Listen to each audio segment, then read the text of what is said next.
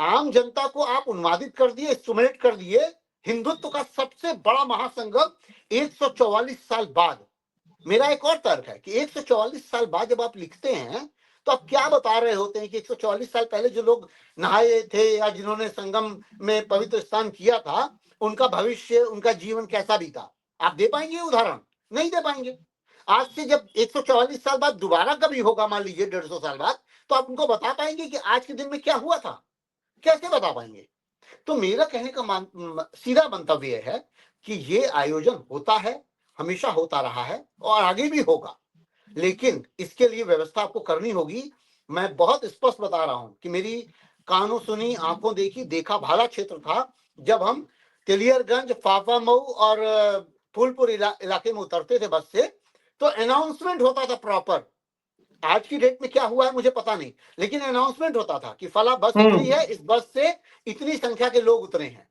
अब मान लीजिए कि 100 बसें उतरी एक 4-5 घंटे के बीच में, तो उन 100 बसों में टोटल जनसंख्या मान लीजिए कि 40,000 लोग उतर के जा रहे हैं। तो जब ये इंफॉर्मेशन एक सेंटर से दूसरे सेंटर को जाती है, तो तैयारी उसी बीच में होती है कि भाई 40,000 का जत्था आ रहा है, तो इनको यहाँ बैरिकेड करके थोड़ा रोक दो, ताकि आगे वाला जत्था नहा के निकल जाए, फिर इनको छोड़ेंगे। तो ये व्यवस्था कहीं गड़बड़ हुई है। कुछ लोगों ने कहा कि उसमें एक सूचना मैं बता रहा हूं कि कुछ लोगों ने कहा कि उसमें अधिकारी जैसे मेला क्षेत्र में ये बोल रहे थे कि जो लोग सोए हैं उठे और जाएं, जल्दी नहा करके निकलें। तो लोगों को ये भान हुआ कि कुछ गड़बड़ है, ऐसा कुछ अनुमान हुआ। उसमें क्या हुआ, जल्दीबाजी हो गई। और चूंकि आप देखे हैं कि पूरे विजुअल में जहां भी दृश्य आ रहे हैं, रात में सैकड़ों की संख्या में लोग जमीन पे सोए हैं, बिना तंबू कनात के, कंबल रजाई ओढ़ करके लोग सोए हुए हैं, खुले में, खुले आसमान के नीचे। उसी में कहीं कोई बैरिकेडिंग टूटी, हिली, और उसकी वजह से एक स्टैम्पेड वो हो गया, कारित हो गया। और दूसरी महत्वपूर्ण बात यह है कि प्रेशर हो रहा था। जब आप 30 पीपे के पुल बंद कर देते हैं, लोगों को वहां से गुजरने नहीं देते हैं, साफ साफ फुटेज हैं फेसबुक पर, लोगों ने डाले हुए हैं, दिखा रहे हैं कि पूरा पीपे का पुल खाली है। केवल वीवीआईपी मूवमेंट के कारण उन लोगों को वहां डिटेन कर दिया गया है। कम 20-30 ऐसे वीआईपी के दृश्य आए हैं। वीआईपी का मतलब वो सेलिब्रिटी से भी है, वीआईपी का मतलब अधिकारियों से भी है, और वीआईपी का मतलब या वीवीआईपी से मतलब अमित शाह और योगी जी से भी है। अगर योगी जी का पूरा अमला जा रहा है नहाने, तो जाहिर बात है पूरी कैबिनेट एक साथ जा रही है नहाने, तो जाहिर बात है कि एक दो लोग तो होंगे नहीं, कम से कम कुछ नहीं तो 50, 60, 70 लोगों की एक अच्छे खासा हुजूम होगा जो जा रहा होगा नहाने। भाई 10-12 मंत्री जा रहे हैं, उसमें ब्रजेश पाठक भी नहा रहे हैं, योगी जी भी नहा रहे हैं, अमित शाह भी नहा रहे हैं, उनके साथ और अधिकारी भी नहा रहे हैं। तो मेला अधिकारी, चीफ सेक्रेटरी, ये सब पहुंचते हैं ना भाई। एक तो प्रोटोकॉल, दूसरा ये कि उनकी व्यवस्था करनी है। अब उस व्यवस्था में अच्छा, सबसे बड़ी बात यह है कि योगी आदित्यनाथ नहाएंगे, ब्रजेश पाठक नहाएंगे, या आपके जो मेरठ से सांसद हैं अरुण गोविल, वो नहाएंगे, या कोई बड़ी स्टार कलाकार या कोई बड़ा नेता या कोई बड़ा वो नहाएगा, तो वो कहाँ नहाएगा? वो एकदम संगम स्थली पर नहाएगा, जिसको आप त्रिवेणी कहते हैं। तो इसका मतलब वो पूरा रास्ता वीवीआईपी के तौर पे बंद कर दिया जाएगा। अमित शाह जी जाएंगे तो कहाँ नहाएंगे? वो गंगा यमुना के संगम में नहाएंगे। उनको थोड़ी गंगा में नहला के आप वापस ले आएंगे, उनको नहीं ले आएंगे आप यमुना में नहला करके, सर जी यही नहा लीजिए, ये नहीं संभव है। तो यही मेरा कहने का तात्पर्य है कि इसमें संतों को और लोगों को अपनी दखलंदाजी देनी चाहिए थी कि इस व्यवस्था को थोड़ा रोकिए, या एन दिन, जिस दिन आप 29 फरवरी मना रहे हैं, 14 जनवरी मना रहे हैं, उस दिन वीवीआईपी ना ही आए तो ज्यादा बेहतर है। एक तरफ आप लोगों को आमंत्रित कर रहे हैं, दूसरी तरफ आप ही फल लेने की कोशिश में है, तो फल मिल गया। बहुत सीधी सपाट सी बात है। तो इसी व्यवस्था की मैं बार बार बात कर रहा हूं कि आप जब वीवीआईपी व्यवस्था करते हैं, तो उसमें बहुत सारी जगहों को, नॉर्मल सड़कों पे लोगों को रोक दिया जाता है, तो निश्चित तौर पे कुंभ में क्या किया गया होगा तो जानने वाली बात है। अच्छा, दूसरा एक और मैं कह रहा हूं, जब चित्रावली प्रदर्शित होती है ना कि नेतागण लोग नहा रहे हैं, पानी है, खेलियां कर रहे हैं, ये आकर्षण का बहुत बड़ा कारण बनता है कि अरे बड़ा खूबसूरत दृश्य है, लोग नहा रहे हैं, चलिए हम लोग भी नहाते हैं। आप नाव में बैठ करके बोटिंग कर रहे हैं, उसका फोटो करके डाल रहे हैं, अखबारों में छप रहा होता है, वो आकर्षण का विषय बनता है। आप आकर्षित होते हैं उससे कि हम पहुंचे, हम भी नहाएं। सबके मन में होता है। ये कोई बहुत मतलब अलहदा बात नहीं है कि हम इसको सोच रहे हैं कि ऐसे लोग नहीं सोचते हैं, ऐसे ही सोचते हैं लोग कि ये प्रोग्राम बहुत बढ़िया हो रहा है। अक्सर जलसे के बाद वो कहते हैं कि अरे यार हम वहां नहीं गए, उस जलसे में हम नहीं जा पाए। तो मुझे लगता है कि इस मेले का भी यही संदर्भ है कि इस मेले को जनता के लिए अगर करना था तो जनता की दिशा में, जनता के लिए, जनता की तरह से सोचना चाहिए था कि वो लोग कैसे आएंगे, कैसे करेंगे, उनकी पूरी व्यवस्था रहे।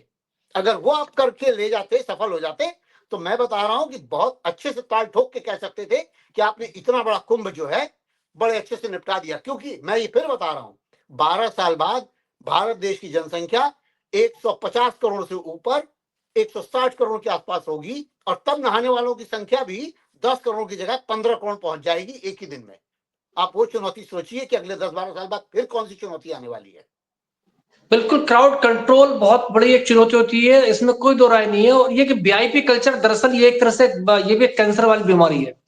आज तक जब महाकुंभ हो या कोई भी लोक पर्व हो, तो उसमें सवाल ये है कि आप उस अपने उस लिहाज से जाइए आम उसके साथ, और जाना है तो फिर कम से कम मुख्य स्नान जो है, या जैसे महाकुंभ की बात चल रही है, तो उससे इतर जाए, उससे आगे पीछे जाए, तो ये दिलचस्प है।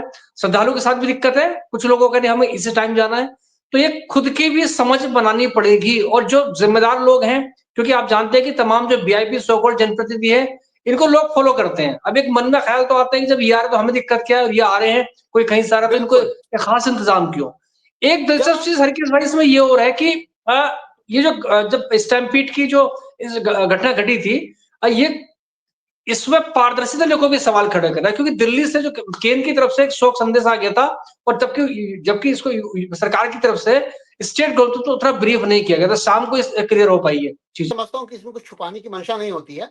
इस भगदड़ को अगर ज्यादा प्रोपोगेट करेंगे, ज्यादा बताएंगे, तो हो सकता है कि जो लोग बीच रास्ते में हो, वो लोग लौटने में भी कुछ गड़बड़ कर बैठे। हो सकता है कि उनको अभी खबर पता भी नहीं है, लेकिन उनको लगे कि बहुत ज्यादा भगदड़ मच गई है, बहुत लोग मर गए, तो जहां है वहीं से लोग लौटने लग जाएं, तो कंट्रोल फिर गड़बड़ होगा ना। कि आप जिस रास्ते से जा रहे हैं, लौटने का रास्ता दूसरा है, इस रास्ते से जाएंगे, उस रास्ते से लौटेंगे, पता लगा आप बीच में पलट के लौटने लग गए, पब्लिक बोली कि भाई आगे भगदड़, पीछे से लौट लो, तो उसमें फिर खतरा है। तो हो सकता है कि प्रशासन की ये मंशा हो कि नहीं, इसको ऐसे ना करके बताया ना जाए, अभी फिलहाल धीरे धीरे बताया जाए। और दूसरी चीज हम सब जानते हैं कि जब कभी भी इस तरह की बात होती है, तो कभी भी सरकारें, शासन कभी भी आपको सही सही आंकड़ा नहीं देती।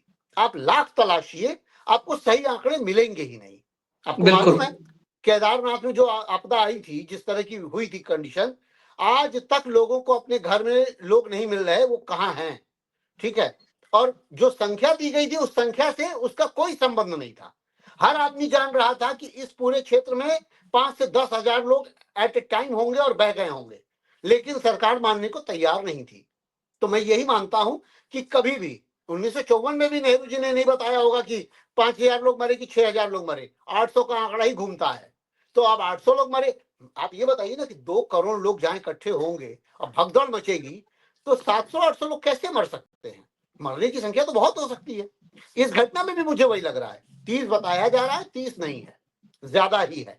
और ज्यादा ही स्कैंडल के होंगे, तो बिल्कुल सही बात है। हाँ, जिस हिसाब स्कैंडल से के भीड़ है, विजुअल भी आ रहे हैं।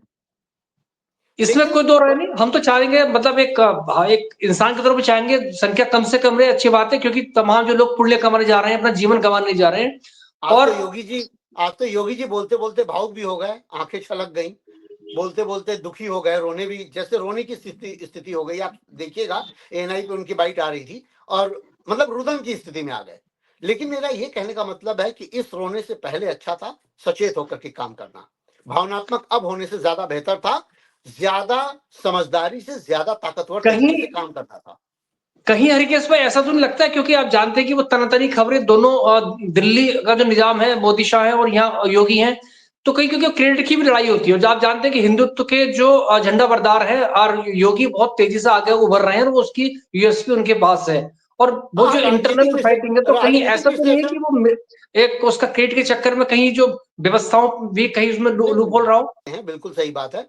क्योंकि कुंभ के जबरदस्त सफल होने का एक असर ये जरूर होता कि योगी का कद इस समय से दुगना चारगुना फैल जाता, बड़ा हो जाता। निश्चित तौर पे ये एक स्पॉट लगा करके उस कद को उतना बढ़ने से रोकने की कवायद होगी, ये मैं जान रहा हूं। ये ऐसा हो सकता है, ये सभी लोगों को समझ में आ रहा होगा। क्योंकि अगर कुंभ एकदम पूरी तरीके से बिना किसी कलंक के या बिना किसी ऐसी घटना के सफल हो जाता, तो निश्चित तौर पे जानिए कि जिस पूरे कुंभ के दौरान 40 करोड़ लोग नहा के निकल कर आएंगे, वो क्या ही योगी जी का गुणगान करेंगे, इसमें तो कोई शक नहीं है। लेकिन मैं ये भी बता रहा हूं कि इस घटना से अगर थोड़ा अमित शाह एंड पार्टी को रिलीफ मिला होगा कि चलो कुछ तो हुआ, तो खैर ये मैं नहीं कहूंगा कि ऐसा कुछ सोचने की बात है, ये कोई ऐसा तरीका नहीं है, लेकिन ये मैं राजनीतिक बात कर रहा हूं। राजनीति के पक्ष से ये पॉइंट हो सकता है कि किसी न किसी को ये समझ में आया हो कि चलो कम से कम कुछ तो इनको डेंट लगा। अखिलेश यादव को देख लीजिए, तुरंत लिख दिया है उन्होंने कि नहीं ये तो इस्तीफा दे देना चाहिए, ये कर देना चाहिए, वो कर देना चाहिए। ऐसे स्टैम्पेड होते हैं और हर आदमी इसके लिए डरा रहता है। हम लोग भी डर रहे थे कि जब इतनी जनसंख्या पहुंच रही है तो कहीं कुछ गड़बड़ ना हो जाए। हो जाना बिल्कुल ये दुखद है। मन में बिल्कुल ये ख्याल रहता है, क्योंकि जब भीड़ जन सैलाब आ जाए और आस्था का मामला ऐसा होता है, उसमें आप किसी को रोक भी बहुत ज्यादा नहीं सकते। और मेरा अपना व्यक्तिगत मानना है कि आस्था अपने आप में एक व्यवस्था भी होती है। कई बार इतने लोग होते हैं, इतनी भीड़ होती है, उसके बाद अगर ये घटनाएं ना हो तो अगर वो शांतिपूर्ण ये पूरा आयोजन संपन्न हो जाए, चाहे कुंभ हो या कोई और हो, तो वो मेरा अपना व्यक्तिगत मत इसमें रहा है कि वो एक आस्था अपने आप में एक व्यवस्था भी बना लेती है। कुछ लोग हुड़दंगी टाइप के होते हैं, लेकिन जब इस तरह की घटनाएं होती हैं तो वास्तव में एक दुख भी होता है, क्योंकि तमाम लोग गए थे पुण्य कमाने, लेकिन जान गंवानी कई बार पड़ती है। तो ये एक स्थिति है। बहरहाल सरकार को जो एक वो जो प्रदर्शन उनका प्रचार वाला है वो करे, वो भी उनका ठीक, उनका अख्तियार हासिल है, लेकिन व्यवस्थाओं पर भी गंभीर और ज्यादा गंभीर होना पड़ा। मैं नहीं कह रहा हूं कि सरकार ने व्यवस्था नहीं की है, उसकी मनसा खराब है, मैं बिल्कुल ये बात नहीं कह रहा हूं। और लेकिन ये भी सच्चाई है, घटना हुई है तो देयर इज समथिंग, कहीं ना कहीं कुछ कमियां खामियां रही हैं, कोऑर्डिनेशन हो या जो भी हो वो रही हैं, आगे ना हो।